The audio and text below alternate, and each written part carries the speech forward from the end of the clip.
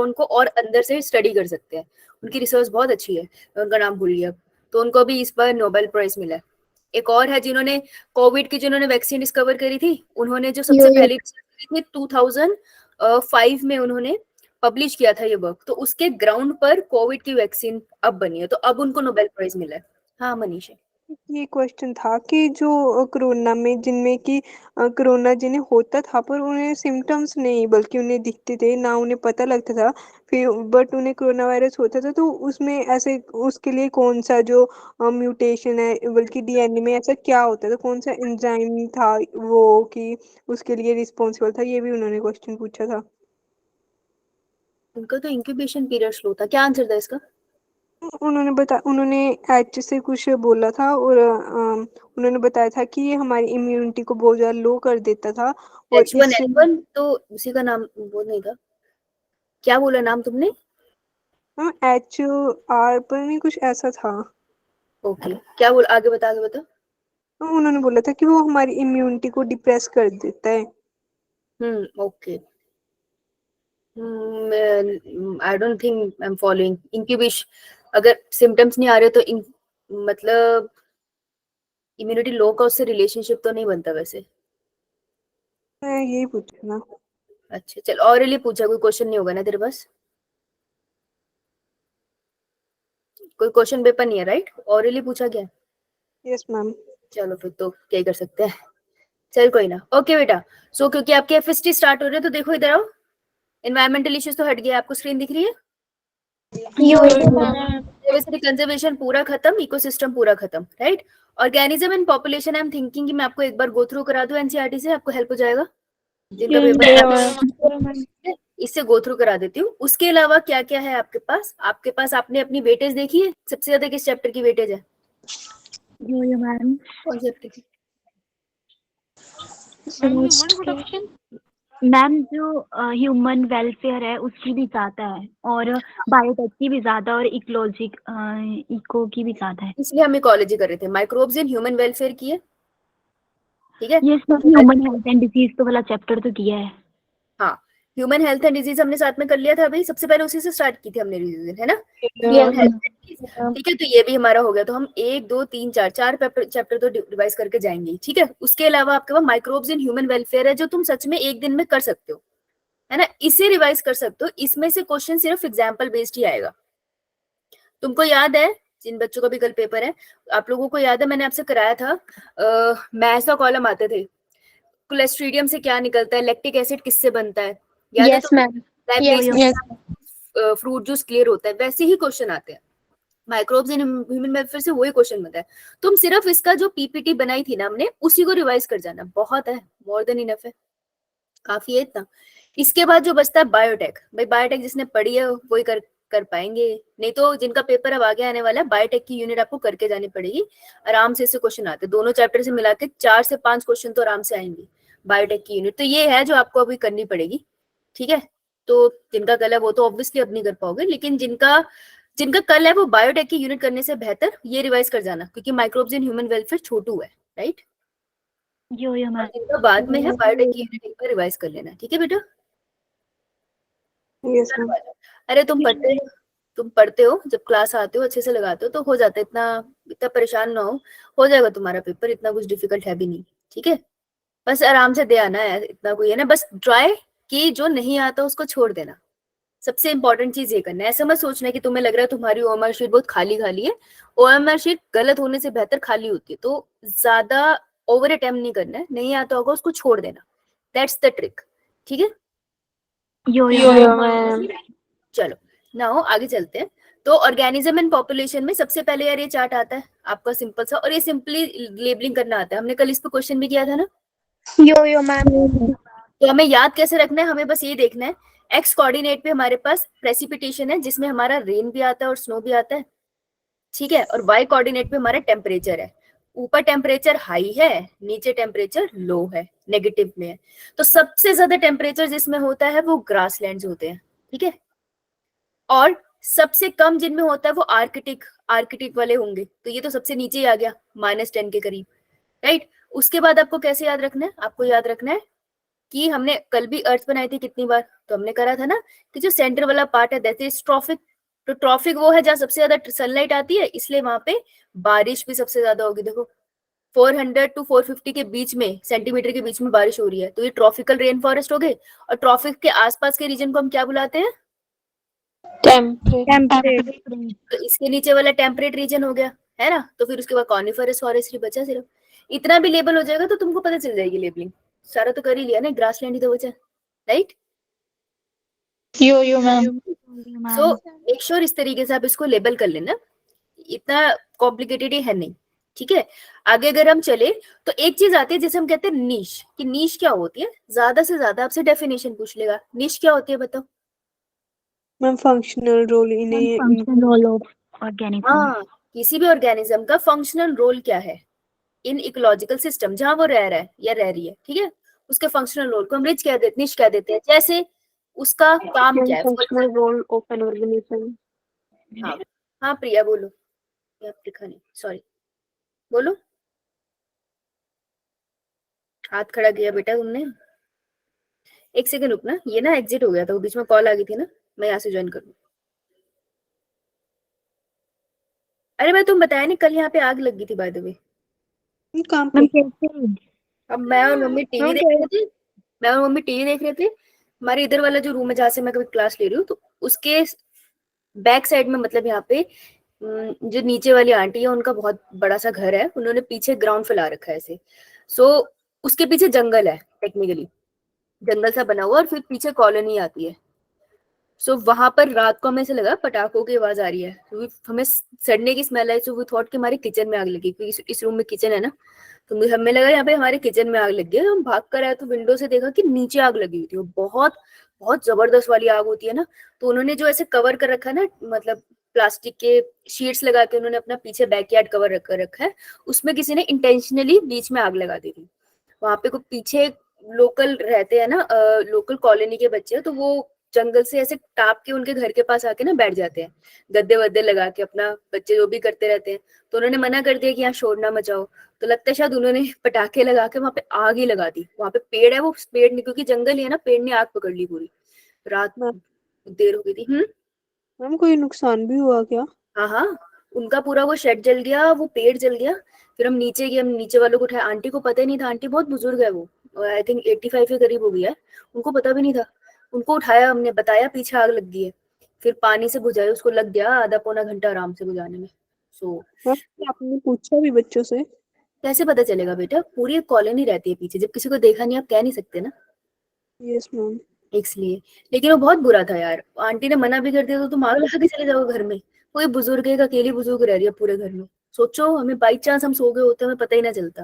और वो पूरा पीछे जंगल है, तो लिटरली हम 2-3 घरों का सारे आसपास, क्योंकि हमारे यहाँ बिल्डिंग आती है ना, तो 2-3 घर ऐसे जल जाते हैं साथ में। मैम फायर ब्रिगेड को बुलाया फिर? नहीं, उसके बढ़ने से पहले सारे हम नीचे आ गए थे ना, सबने मिलके बुझा ली थी। फिर खुद ही नीचे, सारे नीचे थे, फिर सबने बुझाई। पर दैट वाज वेरी बैड, बहुत ज्यादा आग थी यार, पूरा पेड़ वेड़ जड़ गया उससे। प्रिया, डाउट है तेरे को? हाथ खड़े करके खड़ी है ये, सजा मिली है, ये भूल गई, ये बहन क्लास लगा के भूल गई। चलो देखो, कि हमने जो संडे टेस्ट पेपर डिस्कशन करा है ना इकोलॉजी, उसमें ऑलमोस्ट रिवाइज्ड है। हमने कहा था जो इकोलॉजी होती है, हमारा इकोसिस्टम होता है, इकोसिस्टम में कुछ नहीं है, लिविंग फैक्टर भी है, नॉन लिविंग फैक्टर भी है, ठीक है। बायोटिक फैक्टर्स भी है और नॉन एबायोटिक। अब एबायोटिक फैक्टर्स, जो मेजर एबायोटिक फैक्टर्स है वो है temperature, water, light light and soil. Very good, शाबाश शाबाश, वेरी गुड। सबसे इंपॉर्टेंट कौन सा है? टेम्परेचर। मोस्ट इंपॉर्टेंट टेम्परेचर है। ये सबसे रेलिवेंट फैक्टर है, ये डिसाइड करता है कौन कहाँ रहने वाला है कहाँ नहीं, ठीक है। हमको इतना पता है कि इसमें सबसे इंपॉर्टेंट पार्ट जो आता है वो ये आता है। देखो कि ये टर्म पूछते हैं वो, यूरी थर्मल। यूरी मतलब बहुत ज्यादा, थर्मल मतलब टेम्परेचर। जो वाइड रेंज ऑफ टेम्परेचर में ऑर्गेनिज्म रह सकते हैं उनको हम कहते हैं यूरीथर्मल। जो छोटी रेंज ऑफ टेम्परेचर में रह सकते हैं उनको हम क्या कहते हैं? स्टीनोथर्मल।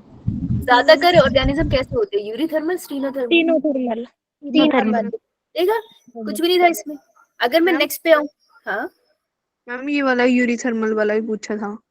पूछा था, चल मैम बढ़िया। उस टाइम मुझे एकदम से याद नहीं आया, और जब एक्चुअली याद ना बोला बोल कि बोल। मैंने pass कर दिया है अभी। एक्चुअली क्या होता है ना, ऐसा नहीं होता हमें आता नहीं है या हम डम है, ऐसा नहीं होता, हम बस घबरा जाते हैं, पैनिक हो जाते हैं, हर कोई पैनिक होता है, तो कोई मैम बात जब नहीं। आगे गया तो मुझे उसी टाइम याद आया, मैंने बोला तो उन्होंने बोला नो बेटा पास हो गया है। हाँ बेटा, मैं तुझे बुक भेज दूंगी, न्यू बुक में तेरे को ऐसे ही मिलेगा नहीं, ठीक है, लेकिन कहीं ना कहीं कॉन्सेप्ट आ जाएगा। मैं ये अभी पेज पे तुम्हें बुक भेज दूंगी दोबारा, ठीक है। तो हम बस नर्वस हो जाते हैं, तो कभी ऐसा तुम्हें लगे ना कि मैंने ये पढ़ा है पर मुझे याद नहीं आ रहा, तो ये मत सोचना तुम डम हो, तुम समझ जाना कि तुम बस घबरा गए हो, पैनिक हो गए हो। तो अच्छे से लंबी सांस लेना और नेक्स्ट क्वेश्चन पे चले जाना, वो वाला याद आए ठीक है, नहीं तो कोई बात नहीं, ऐसे मृत्यु नहीं हो जाएगी एक पेपर से, इट्स ओके, समटाइम्स होता है। Next to temperature is water, सबसे इंपॉर्टेंट वाटर है टेम्परेचर के बाद। ये ऑर्डर पूछ लेते हैं कि पहले टेम्परेचर, इंपॉर्टेंस, अगर मैं इंपॉर्टेंस बोल दूं तो इंपॉर्टेंस के टर्म में सबसे पहले टेम्परेचर है, फिर वाटर है, उसके बाद वो डिफाइन नहीं करता एनसीईआरटी, तो मैं लिखती भी नहीं, यहाँ पे लिखने की जरूरत नहीं है, वैसे अंडरस्टूड है कि लाइट होगा, पर स्टिल वाटर है। और वाटर के अंदर भी दो टर्म आती है आपको, ये बहुत अच्छी स्टेटमेंट आती है कि इन salt concentration less than 5 inland water, और सॉल्ट कॉन्सेंट्रेशन सी में ज्यादा होती है और हाइपरसेलिन लगून में बहुत ज्यादा होती है। तो याद रखना जो इनलैंड वाटर है इसमें 5 का 5 का टेबल याद करना, 5 × 5 इनलैंड वाटर में इतनी सॉल्ट कॉन्सेंट्रेशन है, 30 to 35 सी वाटर में मिलती है आपको, और बहुत ज्यादा नमकीन पानी होता है 100 से भी ऊपर हाइपरसेलिन लगून्स के अंदर, ठीक है, ये ना। फिर आते हैं लाइट। लाइट का कॉन्सेप्ट आपने पार पढ़ा है ना, PAR stand for, ma'am PAR stand proto synthetically activity photosynthetically active radiation, yes. कितने परसेंट है जो प्लांट तक पहुंच पाती है? Less than 50%। और प्लांट यूज कितनी बार कर पाता है? ऑलमोस्ट 1%। हाँ, अराउंड 1%, राइट। अब इसी से आपको एक बहुत अच्छा सा क्वेश्चन मिल जाएगा, कहाँ गया, ज्यादा से ज्यादा ये पूछ लेते हैं कि जो डीप सी हाइड्रो, अगर आप डीप सी के अंदर चले जाओ, वहां सनलाइट तो पहुंचती नहीं, तो फोटोसिंथेसिस कौन करता है? Answer is algae. Red algae, algae भी नहीं, रेड एल्गी, राइट। बहुत बेसिक सी थ्योरीज है, एक बार पढ़ोगे आपको ऐसे हो जाएगा, बस एक रिवीजन की जरूरत होती है। Last is soil. Soil important है, कहीं पे भी वेजिटेशन है, खाना उग रहा है, वो सॉइल के ऊपर डिपेंड करता है। देखो कल हम क्वेश्चन कर रहे थे, परसों क्वेश्चन कर रहे थे, उसमें आई थी parameter such as pH, mineral composition, topography determine to a large extent the vegetation in any area. किसी भी एरिया में फसलें कैसी होंगी, प्लांट कैसे मिलेंगे, वो डिपेंड करता है ये सब फैक्टर्स के ऊपर। सॉइल में pH कैसा है, मिनरल कैसा है, अरेंजमेंट कैसी है। याद आया? सेम लाइन आई थी, यो मैम। ऐसी ही लाइन आएगी। तो मैं सजेस्ट करूंगी कि कभी भी कोई टेस्ट होता है, स्कूल में भी होता है, तो जो आपने संडे टेस्ट पेपर लगाए हैं ना, उनको एक बार दोबारा लगाया जाया करो, अगर तुम्हारे पास टाइम है तो उससे अच्छी रिवीजन हो जाती है। क्योंकि संडे टेस्ट पेपर ना आपके बहुत एनसीईआरटी बेस आते हैं, तो आप सोचो उसको लगाने से आपकी एनसीईआरटी तो रिवाइज हो रही है, राइट। चलो इधर आओ। Responses to abiotic factor. Abiotic factor यानी कि टेम्परेचर बदल रहा है, लाइट कॉन्सेंट्रेशन बदल रही है, कहीं पानी ज्यादा है, कहीं कम है, सॉइल कहीं पे बहुत फर्टाइल है, कहीं पे नहीं है। तो एबायोटिक फैक्टर को लेकर कैसे ऑर्गेनिज्म रिस्पॉन्स करता है उसकी बात कर रहे हैं, और यहाँ पे they are mainly talking about animals, ठीक है। यहाँ पे ये वाला चार्ट ना मेनली एनिमल्स पर है। अगर मैं प्लांट की बात करूं तो ऐसा कोई प्लांट है जो अपना टेम्परेचर कंट्रोल कर सकता है?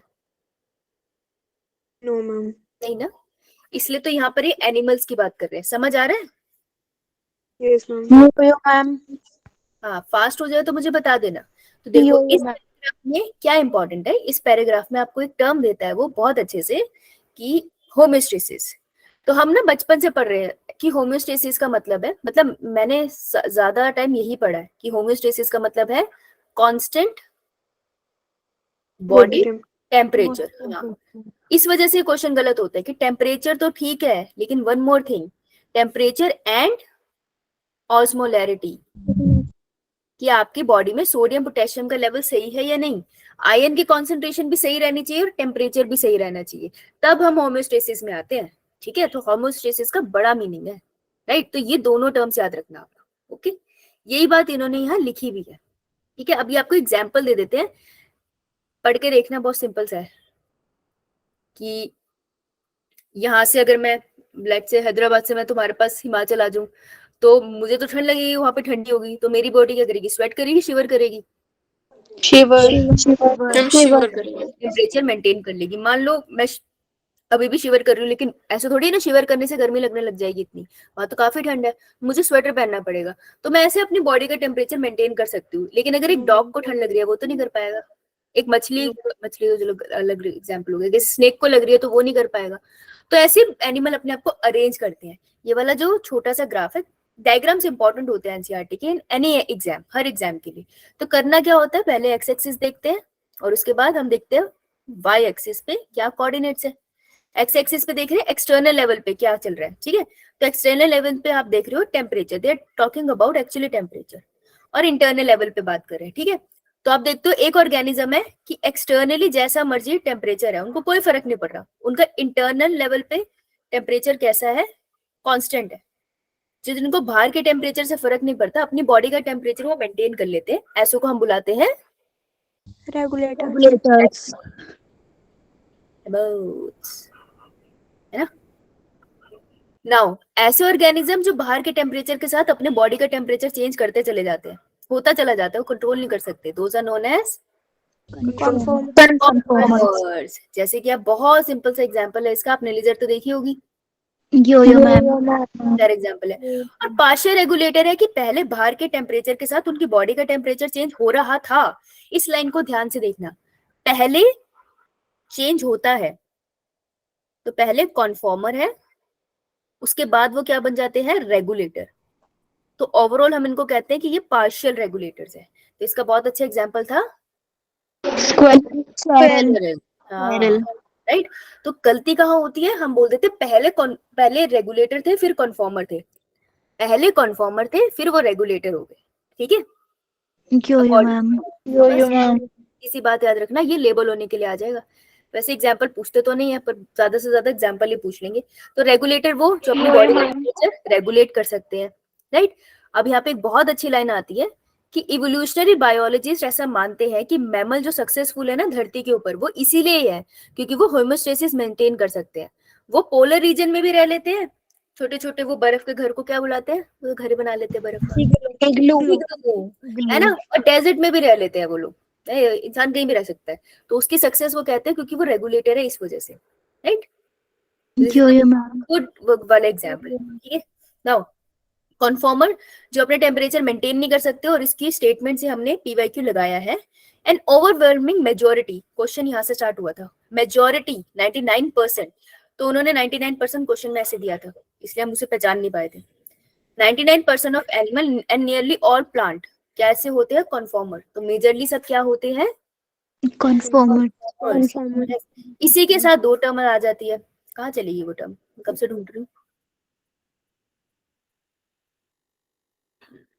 मिल नहीं रही है, आगे होगी, चलो कोई ना, ठीक है। इसमें एग्जाम्पल पढ़ लेना, थर्मो रेगुलेशन, ये लाइन देखो, क्यों कॉन्फॉर्मर्स बने, सारे रेगुलेटर क्यों नहीं बने, क्योंकि टेम्परेचर मेंटेन करना बहुत ही एनर्जेटिकली एक्सपेंसिव प्रोसेस है, और ऑर्गेनिज्म जिसको खाना बड़ी मुश्किल से मिलता है, वो कहाँ वो एनर्जी अपने टेम्परेचर मेंटेन करने में लगाएगा, वो कहता है मैं जी लूं वही बहुत है, राइट। तो क्योंकि थर्मो रेगुलेशन एनर्जी के टर्म में, एनर्जी मतलब एटीपी के टर्म में बहुत एक्सपेंसिव है, इस वजह से एनिमल कहता है कि जो मैंने खाना खाया उससे मैं अपनी ग्रोथ कर लूं, रिप्रोडक्शन करूं, मर जाऊं, rather देन अपनी बॉडी का टेम्परेचर ही मेंटेन करता हूं, ठीक है। यो मैम। ये वाली लाइन में एग्जाम्पल्स हैं, ये इंपॉर्टेंट है, एग्जाम्पल्स सबसे ज्यादा आते हैं, एग्जाम्पल और एक्सेप्शन नीट के फेवरेट है, ओके। अब दो तरीके टेम्परेरी वे, तो ये जो दो तरीके नीचे मेंशन है, this is temporary ways to survive abiotic stress.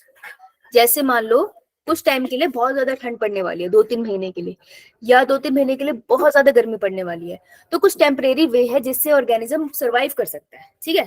तो यहाँ पर दो वेज है, एक हम कहते हैं माइग्रेशन, मतलब उस जगह से टेम्परेरीली चले जाओ, और एक हम कहते हैं सस्पेंड, अपने आप को उससे बचा लो। सस्पेंड के अंदर they talk about plants, here they talk about fungi, ठीक है, here they talk about protista. Migrate में तो प्लांट आ नहीं सकते, तो मेनली यहाँ पर हम बात करते हैं एनिमल्स की। तो माइग्रेट का मतलब है भाग जाओ। अब ये हमने कल ही स्टेटमेंट, परसों स्टेटमेंट करी थी, याद है तुमको? कोयलाडो नेशनल पार्क भरतपुर राजस्थान में है, जहाँ पर माइग्रेटरी बर्ड साइबेरिया से आते हैं। तो साइबेरिया में जैसे ठंडी बढ़ती है, देखो कितना दूर आ जाते हैं, वैसे अब इंडिया आ जाते हैं, सोचो, राइट? टेम्परेरीली वहां से चले जाना। और सस्पेंड का क्या मतलब है? वहीं पे रह के बचना। वहीं पे रह के बचना, लेकिन कैसी कंडीशन में? ऐसा बन जाओ कि अपने में मेटाबॉलिज्म बहुत कम कर लो। जैसे in bacteria, fungi and lower plants various kind of thick walled spores are formed. ठीक है, थिक वॉल्ड स्पोर्स बन जाते हैं। आपको अगर याद हो, जैसे अगर आपने फंगा पढ़ा है, थोड़ा भी पढ़ा है, तो आपको पता होगा फंगा में स्पोर बनता है, जिसको हम कहते हैं कोनिडिया। यो मैम। तो ये क्या होता है, इसमें मेटाबॉलिज्म बहुत कम होता है, मेटाबॉलिज्म स्लो, ऑलमोस्ट नील होता है। ऐसे रहेगा ये। अब खराब कंडीशन है, बेशक फंजाई मर जाए, उसके वो स्पोर्स है, घूम रहे हैं कहीं कहीं हवा के साथ इधर उधर, क्योंकि इमोटाइल होते हैं। जैसे ही अच्छी कंडीशन आएगी, जैसे ये मिट्टी में जाके बैठा, जैसी कंडीशन आ गई, अच्छा टेम्परेचर हो गया, अच्छी धूप आ गई, ठीक है, इसको पानी भी मिल गया, तब इसने जर्मिनेट करके पूरा फंगस बनाना है। ऐसे होता है ना, स्पोर्स इधर उधर घूम रहे होते हैं। फिर जैसे ही उसको, जैसे ब्रेड मिल गई, मान लो तुमने ब्रेड बाहर रख दी, ठीक है, वो स्पोर उस ब्रेड पे बैठेगा और वहां पे आप देखोगे वहां पे फंगस लग जाती है, खराब हो जाती है ब्रेड। तो फेवरेबल कंडीशन में वो फिर अपने आप को दोबारा से ग्रो कर देगा। तो जब तक वो ग्रो, जब तक उससे प्लांट नहीं, फंजाई नहीं निकल रहा था, तब तक हम कहेंगे वो सस्पेंडेड स्टेट में घूम रहा है। समझ आए? Yes ma'am. तो हमेशा हमारे आसपास सस्पेंडेड स्टेट में तो आपको मिलते ही है। तो ये दो तरीके थे, क्लियर? Yes ma'am. यो फटाफट से एक बार बताओ अगर याद है तो। हाइबरनेशन मतलब समर स्लीप या winter sleep? Winter sleep. Winter sleep. हाँ, जब हम पढ़ रहे हैं भालू सो रहे हैं है ना? अंडर अनफेवरेबल कंडीशन मैनी जू प्लैंक्टॉन्स की स्पीशीज भी होती है जो चुपचाप मेटाबॉलिज्म कम कर लेती है अपने अंदर, उसे हम कहते हैं डायापोस। टर्म अलग है, मीनिंग सेम है। ओके, चलो अडेप्टेशन की बात करें कि अगर मौसम खराब है तो कुछ क्या करते हैं ऑर्गेनिज्म, अपने आप को अडेप्ट कर लेते हैं सर्वाइव करने के लिए। ठीक है, तो थोड़ी सी हम अडेप्टेशन की बात करते हैं। अडेप्टेशन का मतलब क्या है अगर मैं तुमसे पूछूं? नए चेंजेस लाना, किसमें चेंज लाना? इन्वायरमेंट में खुद को ढालने के लिए, खुद में चेंजेस लाना। कैसे वाले चेंजेस, किस तरीके से? आदतें बदलनी है, चेहरा बदल देना है, फिजियोलॉजी बदल दूं, क्या बदलूं? मतलब जीन में म्यूटेशन हो जाती है, जीन में चेंजेस आ जाते हैं। जीन में चेंजेस आ गए तो फिर क्या चेंज हुआ? मैं देखने में चेंज होगी, मेरी फिजियोलॉजी में चेंज आ गया, मेरी हरकतों में चेंज आ गया। अभी भी क्वेश्चन क्या आपका? है क्वेश्चन क्या आपका? कि अडेप्टेशन का क्या मतलब है? मैम मतलब एनवायरनमेंट के थ्रू मतलब खुद को बदलना। क्या क्या बदला तुमने?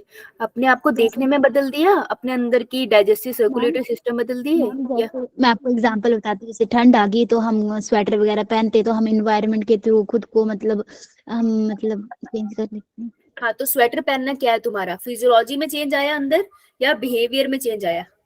मैम फिजियोलॉजी में। अकॉर्डिंग होता है ये। फिजियोलॉजी क्या होती है? चुप करो सारे, ओए चुप करो सारे। रिया, फिजियोलॉजी क्या होती है? जो इंटरनल प्रोसेसेस होती हैं।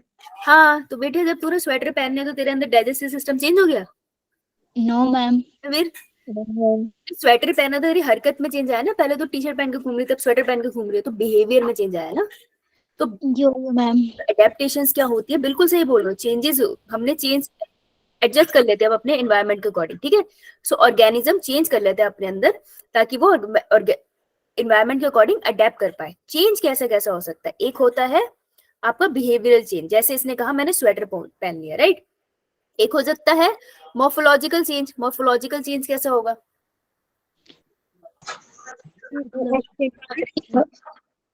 तुमको याद है एलेंस रूल? यो मैम क्या था? मैम जिसमें छोटे ही कान होते हैं और छोटे ही लिम्स होते हैं। किनके? मैम पोलर रीजन्स में जो मैमल्स रहते हैं। हाँ मैमल्स के। Cold region organisms, yes. जो organisms human specially colder region में रहते हैं, जैसे आप लोग रहते हो कंपैरेटिवली, कान जो बिल्कुल कोल्डर रीजन में ही हमेशा से रहते हैं, जहाँ बहुत अच्छे से ठंड पड़ती है। अगर आप लद्दाख की साइड चले जाओ तो वहां पर आपको छोटी एक्सट्रीमिटीज मिलेगी, है ना। तो बॉडी में चेंज आया, मैं कह सकती हूँ मॉर्फोलॉजिकल चेंज है। यो मैम। और फिजियोलॉजिकल चेंज की बात करूँ, फिजियोलॉजिकल चेंज का बहुत अच्छा एग्जांपल है पैरासाइट। पैरासाइट में देखा आपको क्या करता है, डाइजेस्टिव सिस्टम ही खत्म कर लेता है अपना, कहता है लगा लगा तो खाना मिल रहा है, उसने चिपक जाना, खाना खाते रहना। That is a physiological change ना, राइट। Yo yo ma'am. याद रखना तीनों चीज है, क्योंकि जब हम क्वेश्चन कर रहे थे तब हमने उस क्वेश्चन में देखा था, इससे एक रिलेटेड बिहेवियरल चेंज पे क्वेश्चन आया था। हाँ भाई मोहित बोलो। जो एल्टीट्यूड सिकनेस होती है वो क्या फिजियोलॉजिकल चेंज एडेप्टेशंस में आते हैं? हाँ बिल्कुल, फिजियोलॉजिकल में बहुत अच्छा एग्जाम्पल है एल्टीट्यूड सिकनेस। ऊपर गए भाई, वहां पे चक्कर आ गए, है ना। क्यों? ऑक्सीजन का लेवल कम है, एयर प्रेशर ज्यादा है, ऑक्सीजन का लेवल कम है, तुम्हारी आरबीसीज जो होती है वो उतने ऑक्सीजन को खींच नहीं पा रही है, तो चक्कर आ गया। लेकिन आप उसको ठीक कर लेते हो, ठीक है, वो अपने बॉडी में ठीक होती है। कैसे? क्यों? क्योंकि आरबीसी की कॉन्सेंट्रेशन बढ़ जाती है। इस वजह से हिमाचल में जाने से गाल लाल हो जाते हैं, क्योंकि आरबीसी कॉन्सेंट्रेशन सबकी बढ़ती है, तो लिमिटेड ऑक्सीजन को वो जितनी आरबीसीज है वो फटाफट ले लें, राइट। एल्टीट्यूड सिकनेस कहते हैं उसको, आपने अक्सर देखा होगा, हिमाचल जाके सब रेड रेड हो जाते हैं, तो वो इसका ये एग्जाम्पल है। ओके, यो इसके यो मैम। अलावा एक और इन्होंने जैसे यहाँ पर कैंगरू का दिया है, हमने जब क्वेश्चन किया था तो कैंगरू से रिलेटेड ही था, यस कि उसने मैम। अपने क्या कर लिया है, वो पानी नहीं, क्योंकि पानी अवेलेबल नहीं होता डेजर्ट में, तो अपने हम्प में जो फैट होता है उसकी ऑक्सीडेशन करके उससे पानी निकाल लेते हैं, तो उसने भी अपनी अडेप्टेशन कर ली ना physiological, right. Yo yo ma'am. Yes ma'am. Same desert plants के बारे में इन्होंने बताया कि भाई जो डेजर्ट प्लांट्स होते हैं वो क्या करते हैं, कैम्प साइकिल करते हैं, दिन में स्टोमेटा ही नहीं खोलते, रात को स्टोमेटा खोलते हैं। कैम्प साइकिल का पर्पस यही होता है ना, यो यो आता मैम। तो लिख लो स्टोमेटा। जो स्टोमेटा के खुलने और बंद होने के लिए कौन से एंजाइम जो होते हैं? एंजाइम नहीं होते, आयंस होते हैं। यस मैम, कौन से? आयन रिस्पॉन्सिबल होते हैं, पोटेशियम आयन मेनली रिस्पॉन्सिबल होता है टू प्रिवेंट। मैम उन्होंने कुछ और बताया था। पोटेशियम आयन मेनली रिस्पॉन्सिबल होता है, ये पूरी साइकिल है। ये तो तुमसे बहुत ज्यादा पूछ लिया, ये तो ग्रेजुएशन की बात है। नो मैम, उन्होंने कोई केमिकल बोला था, पता नहीं एंजाइम पर ऐसा कुछ बोला था स्टोमेटा खुलने। आयन कॉन्सेंट्रेशन रिस्पॉन्सिबल होती है, पानी की मूवमेंट है ना, एक सेल ही तो है, गार्ड सेल, उसके अंदर वो पानी भरता है, वो फूल जाता है, पानी निकलता है, पिघल जाता है। पानी की मूवमेंट के लिए तो आयन रिस्पॉन्सिबल होते हैं ना, सिर्फ आयन की मूवमेंट इधर उधर होती है जिसके पीछे पीछे पानी जाता है और गार्ड सेल ऐसे रिएक्ट करते हैं। कुछ और सुनाओ। हार्मोन। हार्मोन नहीं, आयंस रिस्पॉन्सिबल होते हैं, हार्मोन रिस्पॉन्सिबल नहीं होता।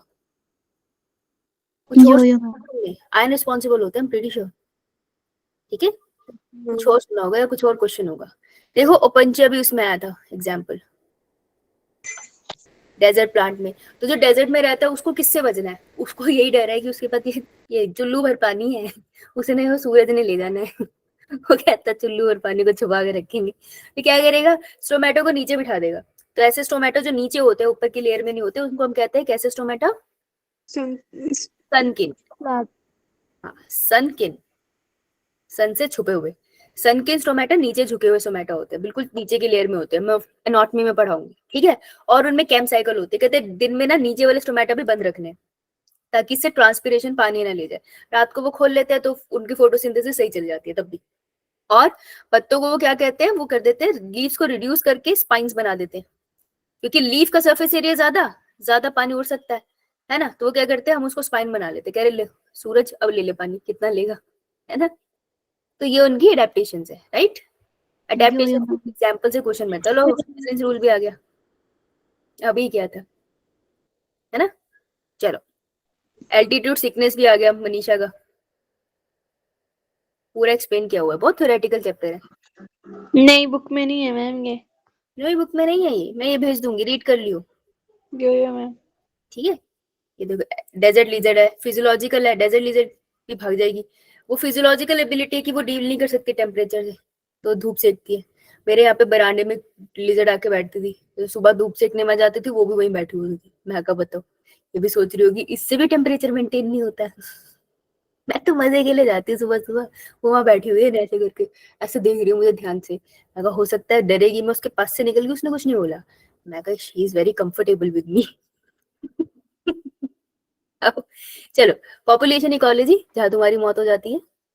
पॉपुलेशन दो दो चीजें याद रखनी है तुमको, कि तुम सब छोड़ो, ठीक है। एक तो तुमको ये चार्ट करना होता है, ये पिरामिड करना होता है, पिरामिड ऑफ आपको ह्यूमन एज के ऊपर बनता है, सॉरी, ठीक है। एक होता है, ध्यान से सुन लो, 2 मिनट लगेंगे इसको। एक है प्री रिप्रोडक्टिव यानी कि बच्चे, टीनेज से नीचे, प्यूबर्टी से नीचे, रिप्रोडक्टिव यानी कि अडल्ट, तो प्यूबर्टी से लेकर अडल्ट तक, यानी कि मेरी एज भी, मतलब तुम्हारी एज से लेकर 50 इयर्स तक की एज लगा लेते हैं। और एक पोस्ट रिप्रोडक्टिव यानी कि ओल्ड एज। ठीक है जी, ज्यादा तो है भी नहीं है। जितना ये चौड़ा है उतना ही नंबर ऑफ इंडिविजुअल ज्यादा है। तो प्री रिप्रोडक्टिव, इसको यहाँ से देखना होता है ग्राफ्स को, इस पॉइंट से कि एक दूसरे के रिस्पेक्ट में ये कैसे हैं, बड़े हैं छोटे हैं। तो देखो प्री रिप्रोडक्टिव ज्यादा है, पोस्ट रिप्रोडक्टिव में नंबर ऑफ पीपल कम है। अब ये मत बोल देना मैम इसमें तो 2 लेवल बने हैं, वो इतना दिमाग नहीं लगाना, ठीक है, एक ही देखना है तुमने। प्री रिप्रोडक्टिव के कंपैरिजन में रिप्रोडक्टिव कम है, और रिप्रोडक्टिव के कंपैरिजन में पोस्ट रिप्रोडक्टिव कम है। दिख रहा है ना तुमको, ऊपर जाते हुए कम है नंबर।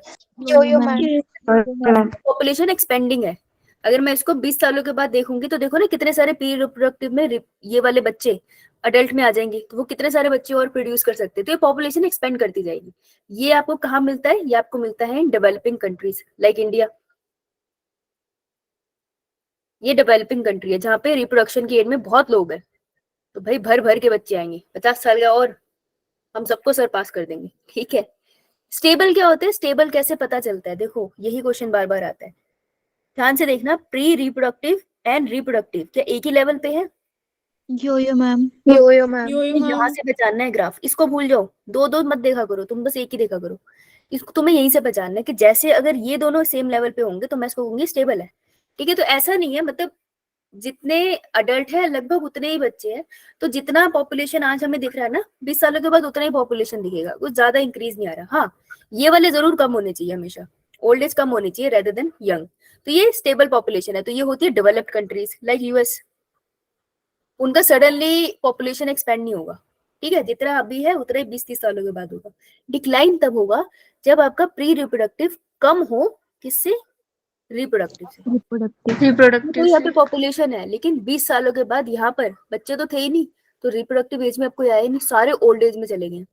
ये है सबसे खतरनाक। तो डिक्लाइन पॉपुलेशन आपको मिलती है जैसे करेंटली चाइना में मिल रही है। उन्होंने पॉलिसी रखी थी हर फैमिली में एक ही बच्चा होगा। ठीक है, तो उनकी पॉपुलेशन ज्यादा थी ना इंडिया से, तो उन्होंने पॉलिसी रखी, पॉपुलेशन कम हुई। लेकिन अब दिक्कत होगी, अब ओल्ड पीपल वहां पे ज्यादा है as compare to reproductive age के लोग। तो अब वो प्रॉब्लम के अंदर आ गए कि आने वाले टाइम में कोई ऐसे रिप्रोडक्टिव एज में बच्चे बचेंगे ही नहीं, सारे के सारे पोस्ट रिप्रोडक्टिव में चले जाएंगे, है ना। प्री रिप्रोडक्टिव में भी कोई नहीं है, तो उनकी पॉपुलेशन अब डिक्लाइन की तरफ जा रही है। तो अब उन्होंने अपनी पॉलिसीज चेंज करी है कि रिप्रोडक्शन, मतलब जिनकी फैमिलीज बड़ी होगी उनको गवर्नमेंट प्राइज देगी, ऐसे करके लोगों को चेरिश करने के लिए। उनकी पॉपुलेशन अब खराब जा रही है, राइट। बस यहीं से ग्राफ पहचानना है आपने, कंपेयर करके। ओके, ये वाला तो तुमने कर लिया। अब देख लेते हैं जहाँ दूसरी मृत्यु आती है, कहाँ गया? ओहो, नेटेलिटी, बर्थ एरिया के और टाइम के रिस्पेक्ट में। ठीक है, नंबर भी आ गया और टाइम भी आ गया। मोर्टेलिटी, डेथ, इमिग्रेशन, आना, इनकमिंग, है ना, किसी देश में आना। इमाइग्रेशन, ई से एग्जिट, चले जाओ, देश निकाला। ठीक है, यही टर्म्स है, इसको मिला के इन्होंने फॉर्मूला बनाया और ये लेबल होने के लिए अक्सर आता है, बहुत कॉमन है ये। तो वो कह रहे हैं पॉपुलेशन डेंसिटी। मैं कह लेती हूँ कि ये एक आइलैंड है ना। मैं जानना चाहती हूँ इस आइलैंड में कितने लोग हैं, मैं समझना चाहती हूँ क्या पॉपुलेशन डेंसिटी है इस आइलैंड की। ठीक है, तो अगर ये आइलैंड है हमारा और मुझे इसकी पॉपुलेशन डेंसिटी जाननी है, तो मैं कैसे जानूंगी? पहले मैं यही सोचूंगी ना कि वहां पे कितने बर्थ हो रहे हैं एक साल में, कह सकती हूँ, यो यो मैम। है ना। तो बर्थ पहले मैं कहूंगी नेटेलिटी, और नेटेलिटी कैपिटल बी से रिप्रेजेंट कर रही हूँ, तो पॉपुलेशन डेंसिटी इंक्रीज होगी डिक्रीज? इंक्रीज। पॉपुलेशन डेंसिटी की तरफ एरो खींचो और प्लस का साइन लगा दो, इसका मतलब है इंक्रीज। और जितने लोग दूसरे किसी आइलैंड से, देश से इस आइलैंड पर आ रहे हैं, तो पॉपुलेशन डेंसिटी इंक्रीज हो गई आइलैंड की या नहीं? इंक्रीज हो गई। तो जो आ रहे हैं आई से इन, तो फिर यहाँ पे भी इंक्रीज का साइन है। अब इस पॉपुलेशन डेंसिटी में डेथ भी तो होगी ना, तो अगर मोर्टेलिटी होगी तो पॉपुलेशन डेंसिटी इंक्रीज होगी या डिक्रीज? डिक्रीज। देखो नेगेटिव साइन और एरो बाहर। अब कुछ आइलैंड से बाहर भी तो जाएंगे, कहते नहीं आ नहीं रहे ना, हम इंडिया जाएंगे, तो कुछ आगे हमारे पास, हमारी तो ठीक है, लेकिन इस आइलैंड की डेंसिटी कैसी होगी? डिक्रीज हो जाएगी। जैसे एरो बाहर निकालो, नेगेटिव करो, पर डायग्राम को ध्यान से पढ़ना होता है। लेबल हो गया ना? तो ऐसे किसी जगह की डेंसिटी हम निकाल सकते हैं, बस याद रखना सब कुछ कैपिटल में है। देखो सिंबल सारे कैसे हैं, कैपिटल। कैपिटल प्लस का मतलब क्या है, इंक्रीज तो मतलब क्या है, डिक्रीज क्यों ज्यादा था। अब इसका फॉर्मूला आ जाता है, वो क्या कह रहे हैं आपको कि पॉपुलेशन डेंसिटी मुझे डालनी है टाइम t+1। जैसे पॉपुलेशन डेंसिटी पहले कभी थी nt, मैं जानने चाहती हूँ आज पॉपुलेशन डेंसिटी कितनी है, तो आज को मैं कैसे रिप्रेजेंट कराऊंगी, t+1 रिप्रेजेंट कर रहा है आज, टुडे। ठीक है, तो मेरे को कैसे पता चलेगा मैम डेंसिटी, बहुत सिंपल है, प्लस कर दो, पहले पॉपुलेशन डेंसिटी थी उसमें प्लस कर दो किसको, बर्थ जो हुए थे, प्लस इमिग्रेशन जो आए इन्होंने इंक्रीज किया था, और जो नेगेटिव वाले थे उनको एक साथ रख दो, डेथ प्लस ई, और इनको आपस में माइनस कर दो, माइनस ही होंगे ना। तो इस ऊपर क्वेश्चन आ जाता है। याद रखना ब्रैकेट के अंदर सारी जगह पॉजिटिव है, सिर्फ एक जगह नेगेटिव है, वो है इन दोनों की वैल्यू के बीच में 1 नेगेटिव। ठीक है, यही गलत होगा, तो हमने तो इसको अंडरलाइन कर दिया, अब थोड़ी भूलेंगे हम, राइट। बस ध्यान से होना होता है। अब आता है वो पार्ट जहाँ सबको मौत आ जाएगी, ग्रोथ मॉडल्स। मैं जब से इसे पढ़ा रही हूँ तब से मैंने बच्चे रोते ही देखे हैं। या तो मैं पढ़ा नहीं पा रही हूँ सही से, पता नहीं क्या चक्कर है।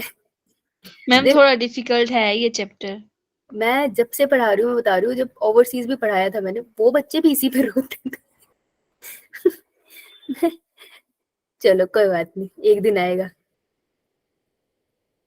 ग्रोथ मॉडल्स दो तरीके की ग्रोथ है, एक है हमारी लेबोरेटरी वाली, जहाँ पे बहुत सारा खाना दो, खाना देते रहो, उसका छूसू पोटी साफ करते रहो, है उसको मस्त रहने की जगह दो, तो कैसे ग्रो करेगा वो, एक्सपोनेंशियल। तो एक्सपोनेंशियल का मतलब क्या है, सिंपली बावला ग्रोथ, है ना, बावले हो जाना। तो एक्सपोनेंशियल ग्रोथ नेचर में एक्चुअल में एग्जिस्ट करती है, नो मैम। अनलिमिटेड स्पेस भाई किसी को नहीं मिलता। घर वाले भी कुछ टाइम में मम्मी बोल देती इससे ज्यादा रोटी नहीं मिलेगी, क्या खुद बना ले। किसी को नहीं मिलता, राइट। तो food and space availability unlimited हो जाए तो एक्सपोनेंशियल ग्रोथ होती है। ठीक है, एक्सपोनेंशियल ग्रोथ का फॉर्मूला भी रहता है, तो सिंपली बोल देते हैं आपको, ऐसे ही फॉर्मूला आता है, लिटरली ऐसे ही आता है, DN change in population, birth rate minus death rate को वो आर से रिप्रेजेंट करते हैं, मतलब कितना रिप्रोड्यूस कर सकते हैं पॉपुलेशन इनटू एन। पहला फॉर्मूला ये सीधा सीधा फॉर्मूला लेबल होने के लिए आता है। इससे ज्यादा जो क्वेश्चन बन सकता है वो ये कि आर का क्या मतलब है, तो आर का क्या मतलब है, intrinsic rate interesting rate of natural increase. Last to last Sunday test में आया था ना, ये इंक्रीज की जगह डिक्रीज लिख दिया, राइट। इतना पूछ लेंगे आपसे, या फिर नॉर्वे रेड का एक केस पूछ लेंगे कि यहाँ पे क्या वैल्यू थी, क्योंकि वो एग्जाम्पल देते हैं। ठीक है, अब एक्सपोनेंशियल ग्रोथ है तो तुम बना लो, एक्स एक्सिस पे टाइम ले लो, टाइम के साथ पॉपुलेशन की जो डेंसिटी इंक्रीज तो होती जा रही है। देखो स्टार्टिंग में तो पॉपुलेशन रिप्रोड्यूस नहीं करेगी, पहले तो वो खाना खा के थोड़ा एडजस्ट करेगी माहौल के साथ, उसके बाद रिप्रोडक्शन दिएगी आपको हाई लेवल पे। तो कर्व कैसा आया, जे शेप। बस इतना ही सा था, इससे ज्यादा तो नहीं था। अब हम क्या करते हैं, इसी को अगर हम लोग थोड़ा सा इक्वेशन को चेंज कर ले तो हम एक और फॉर्मूला देख सकते हैं, that is NT equals to N0 ERT। करना तुम्हें कुछ नहीं है, याद एज इज इट करना है और कुछ नहीं। आर अभी भी नेचुरल इंक्रीज ही है, टी इज टाइम, ए बस हमने नेचुरल लॉगरिदम ला दी, क्योंकि हमें थोड़ा सा चेंज करना होता है ना ग्राफ को, तो लॉग के फॉर्म में आपको ये फॉर्मूला करना है। तो दो फॉर्मूला करे आपने एक्सपोनेंशियल ग्रोथ के साथ, राइट। यो मैम। अब अगर मैं बात कर दूं जो लॉजिकल है, लॉजिस्टिक ग्रोथ जो एक्चुअल में होती है ट्रू, तो आप लॉजिस्टिक ग्रोथ दिखाती है ह्यूमन पॉपुलेशन या एक्सपोनेंशियल, लॉजिस्टिक ग्रोथ। यस। तो उसमें हम नेचर की बात करेंगे ना, तो कैरिंग कैपेसिटी, नेचर की कैरिंग कैपेसिटी कि भाई वो कितनी पॉपुलेशन को सपोर्ट कर सकती है, नेचर की बात फिर लॉजिस्टिक ग्रोथ में ही आएगी ना। तो लॉजिस्टिक ग्रोथ हमारी नेचर कैपेसिटी वाली बात है, तो फॉर्मूला थोड़ा मॉडिफाई हो जाता है। पहले हमने करा था dN/dt इक्वल्स टू RN, अब हम कहते हैं नेचर का फैक्टर भी लगाओ, तो कुछ नहीं करो, नेचर कहाँ कहाँ है, ऊपर नीचे आगे पीछे हर जगह है ना, ऐसे ही मानते हैं हम। तो ब्रैकेट के अंदर ऊपर भी k लिखो और नीचे भी k लिखो, क्योंकि यहाँ गलती हो जाती है -n। और इसी फॉर्मूले को एक और तरीके से लिख सकते हैं, हमने क्वेश्चन पेपर में किया था last time, dn by dt r minus n n upon k. 1 minus n upon k. हाँ, दो तरीके से लिख सकते हैं। यो मैम। इसमें क्या था, कुछ भी तो नहीं था।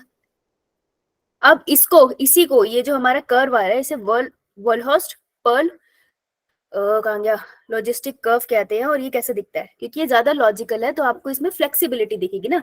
पहले पॉपुलेशन इंक्रीज हो रही है, यहाँ पर बहुत ही इंक्रीज हो रही है, और उसके बाद यहाँ पे आपको वो दिख रहा है ये स्टेशनरी स्टेज में आ गई, स्टेबल। फिर एसिम्पटोम आ जाती है। ये चलो वर्ड नहीं दिया, रहने दो, बस आपको लेबल करने के लिए आ जाता है ए और बी क्या है। और ये है, पीछे जाओ एक्सट्रापोलेट करो तो ये आ गया नेचर की कैरिंग कैपेसिटी। दो तो ग्राफ है ये, इतने ही आते हैं। तो बहुत ज्यादा जब कोई टॉपिक तंग करे ना तो तुम उसको बहुत ज्यादा करने की मत कोशिश करा करो, उसकी बेसिक चीजें निकाल लिया करो। बेसिक चीजें तो यही है ना, एसिम्पटोम लिखा है यार, ये है एसिम्पटोम। तो बेसिक चीजें लिख सकते हो ना, it's not a big deal, right. तो अगर बहुत ज्यादा तंग करता है तो उसकी बेसिक चीजों से उसे करने की कोशिश किया करो, धीरे धीरे वो समझ आ जाएगा। कभी कभार ना कुछ टॉपिक बार बार पढ़ के ही समझ आते हैं। बोलो मनीषा। एसिम्प्टोम का मतलब क्या होता है? मतलब ठहर गया वो एक तरह से। टेक्निकली एसिम्प्टोम का मतलब ठहर गया होता है। ये कर्व में इन्होंने सही से दिया नहीं है, यहाँ पे इन्होंने लिखा है ना एसिम्प्टोम। एक्चुअली तो डिक्लाइन वर्ड आना चाहिए था, क्योंकि इसके बाद डिक्लाइन पे जाएगी वो, लेकिन ये एसिम्प्टोम पे खत्म कर देते हैं। तो मतलब उसका होता है कांस्टेंट हो जाना, ठीक है। हाँ प्रिया। मैम जे शेप्ड कर्व को क्या बोलते हैं? ये शेप मैम कर्व और क्या बोलते हैं? सिर्फ जे शेप का भी बोलते हैं, और नाम नहीं दिया, ठीक है। यो मैम। हाँ चलो नीचे आओ। पॉपुलेशन इंटरेक्शन, ये तो मैं तुम्हें घूसा मारूंगी जो तुमने अब नहीं किया यार। ये तो हमने 2 बार रिवाइज कर लिया है और इतनी बार क्वेश्चन पेपर लगा लिए इसके। ये तो आने चाहिए अब। जब दोनों को फायदा तो म्यूचुअलिज्म। जब दोनों को नुकसान कंपटीशन, कंपटीशन। एक को फायदा दूसरे को नुकसान प्रेडेशन, प्रेडेशन। पैरासिटिज्म। एक को फायदा दूसरे को कतई फर्क नहीं पड़ता कम्युनिज्म। एक को फायदा और दूसरे को नुकसान, एक को नुकसान और दूसरे को कोई फर्क नहीं पड़ता कम्युनिज्म। तो एंटीबायोटिक प्रोड्यूस करने वाले फंगाई को मैं कहाँ डालूं? एंटीबायोटिक बैक्टीरिया प्लस फंगाई, ये रिलेशनशिप कौन सा है? फंगस ने एंटीबायोटिक जो बनाई उसको थोड़ी कुछ फर्क पड़ रहा है, उसने तो ऐसे बना दी थी, लेकिन बैक्टीरिया मर गया तो एमेंजिलिज्म है ना। इसमें जो एक लाइन बहुत इंपॉर्टेंट है वो ये, both parasitism and predation only one species is benefit. ये नहीं, सॉरी वो तो तुम्हें ऊपर दिख गया था। एक लाइन इंपॉर्टेंट है। हाँ भाई तू बंद हो जा, पढ़ने न दियो। आ गया। प्रीडेशन, पैरासिटिज्म एंड कमेंजिलिज्म, इनके कॉमन फैक्टर है कि ये सब में जो होस्ट और प्रे है, या इन सब में जो दो इंडिविजुअल है वो एक साथ रहते हैं काफी हद तक, ठीक है। उनको एक साथ आना ही पड़ता है इंटरेक्शन के लिए। ये इनमें एक सबसे इंपॉर्टेंट पॉइंट है, ठीक है, ये statement. Okay, predation and parasitism किसी की भी, तो आपको इसमें याद क्या रखना है, आपको पहले तो ये टेबल आना चाहिए और दूसरा आपको एग्जाम्पल्स आने चाहिए। आपसे यही पूछेंगे, और क्या पूछेंगे यार, इसमें और कुछ है ही नहीं। आपसे सीधा एग्जाम्पल लेके पूछ लेंगे रिलेशनशिप क्या है। तो आपको कुछ नहीं करना है, उन्हीं एग्जाम्पल्स को बार बार पढ़ना है जो आपने पहले भी पढ़े हैं। या तो नोट से पढ़ लो, नहीं तो एनसीईआरटी बेस्ट है इसमें कि आप इसको एनसीईआरटी से पढ़ो। पैरासिटिज्म सबसे लंबा है, क्योंकि मतलब बहुत सिंपल सी बात है ना कि शेर ने डियर को खा लिया। यार क्यों खाया, नेचर ने ऐसा बनाया ही क्यों है? एनर्जी ट्रांसफर के लिए बनाया है कि प्लांट से जो एनर्जी है वो पहुंच नहीं थी ना ऑर्गेनिज्म तक, तो प्लांट को डियर ने खाया, डियर को शेर ने खाया, तो एनर्जी ट्रांसफर होगी, राइट। तो इस वजह से ऐसे रिलेशनशिप नेचर में आते हैं, ये नॉर्मल सी बात थी। उसके बाद आपको एग्जांपल्स करते चले जाना है, जैसे प्रिकली पियर कैक्टस। ये आप लोग प्रेजेंटेशन से करना, वहां पे अच्छे से दे रखा है ना एक ही जगह पे सारा, वहां से करना वो ज्यादा बेहतर तरीका है। जैसे अमेरिकन पैसिफिक कोस्ट डिजास्टर का केस हम लोगों ने किया था, ठीक है, सारे तो मैं कवर नहीं करा सकती। प्रे प्रूडेंट होता है, ये सारी बातें ना, ये वाला आप पार्ट प्रेजेंटेशन से कर लेना, वहां से आप अच्छे से रिवाइज कर पाते हो, राइट। यो मैम। इसके अलावा और कुछ टॉपिक है इसमें? No ma'am. इसमें खत्म हो गया है ना, लास्ट टॉपिक था। Yo ma'am. अभी देख लो एनसीईआरटी, किसी को कहीं कोई डाउट है, कोई टॉपिक है जो नहीं पता, समझाने की जरूरत है, समझा दिया मैंने, अभी भी जरूरत है बता दो। देख लो अपनी एनसीईआरटी एक बार, देख लो देख लो। मैम लाइफ हिस्टोरी और वेरिएशन वाले में क्या इस इम्पोर्टेंट है? कौन सा बेटा? Ma'am life history page number, variation page number 196 नई वाली बुक में। इसी चैप्टर का है। Yes ma'am 231 page number 230 231 life history and variation. Yo ma'am.